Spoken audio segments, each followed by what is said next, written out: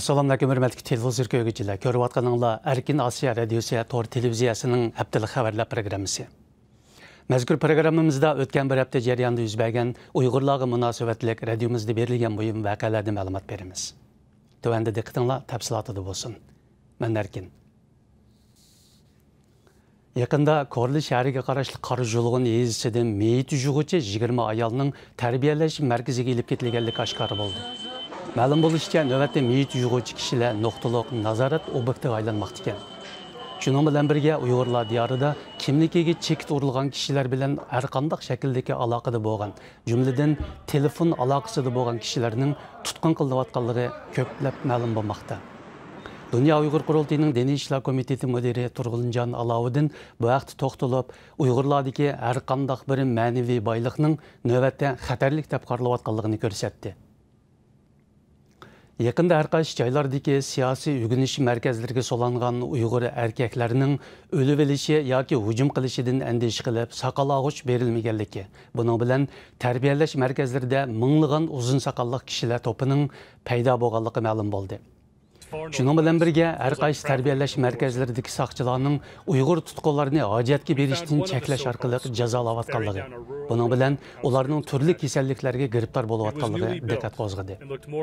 Sobiq soqchilar bu vaqtda ma'lumot berib, bu xildagi qabih qiynash usullarining Uyg'urlar diyoridagi turmalarda va yig'ilish o'rinlarida keng umumlashganligini ta'kidladi. Uyghur diyoridagi qozoqlarning navbatdagi bostirishning qurbonlariga aylanishi sababli Qozog'istonda Xitoyga bo'lgan salbiy qarash borgan sari avj olishga boshlagan. Yaqinda Qozog'istonda bu vaqtda munozirlar ko'payib, Xitoyning yumshoq kuch shaklida o'zining yiqimli obrazini tiklashga urinayotganligi, qozoq yoshlarini Xitoyda haqsiz o'qitish orqali qozoqlar orasida Xitoyparast kishilarni ko'paytirish urinishining Qozog'istonning kelgusi uchun bakmi xatarlik ekanligi o'tirg'a qo'yildi. Mutaxassislar bu vaqt fikr bayon qilib, Xitoyning bu xildagi mengi yuyish qilmishidan ho'shyor bo'lish lozimligini alohida ta'kidlamoqda. Xitoy hukumatining Uyg'urlarni bostirishi kuchaygan sari chet ellik Uyg'urlarda milliy hissiyotning ish berayotganligi ma'lum. Shuning bilan birga Xitoy hukumatining qo'lining borgan sari uzrayotganligi kishilarning diqqatini qo'zg'amoqda. Yaqında Amerika va Yevropadagi bir qism Uyg'ur o'quvchilarining darsxonalarda o'zlarini men Sharq Turkistonlik deb tonishtirishi bilan shu sinfdagi Xitoy o'quvchilarining ularga tahdid solganligi ma'lum bo'ldi. Ammo bu tahdidlar shu hamon bu Xitoylarning adibini yeyishiga sabab bo'lgan.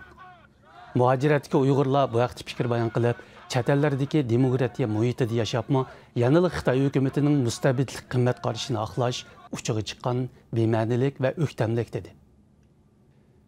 21 fevraldagi Dünya Ana Tili kuni munosabati bilan har soha kishilari Uyg'ur tilining majburiy yo'sinda yo'qotilish xirislariga duch kelayotganligini yana bir qatim ta'kidlab o'tdi.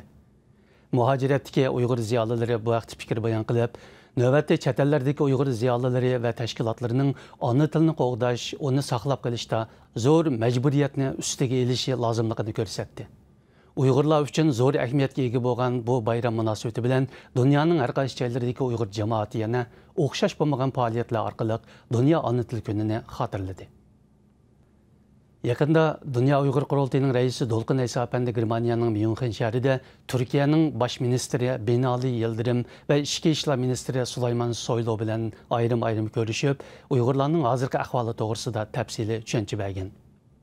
Dünya Uyghur Qurultayining rahbarlari yana 20 fevral Janva shahrida chaqirilgan 10-chi navbatlik inson haqlari va demokratiya xalqaro yig'inida Uyg'urlar navbatda duch kelayotgan turli zulmlar haqida yig'in ishtirokchilariga doklad bergan. Uyg'ur tashkilotlari navbatdagi vaziyat, Uyg'urlarning ahvolini dunyoga anglatish va shu orqali tashqi dunyoning qo'llashini qo'lga keltirishning muhimligini alohida ta'kidlamoqda. Hörmətli televizor görgücülər, yuqorida Erkin Asiya Radiosu Tor televiziyasının həftəlik xəbərlər proqramını gördünüz. Kelər həftə görüşkəcə aman bolunlar, xeyir xoş.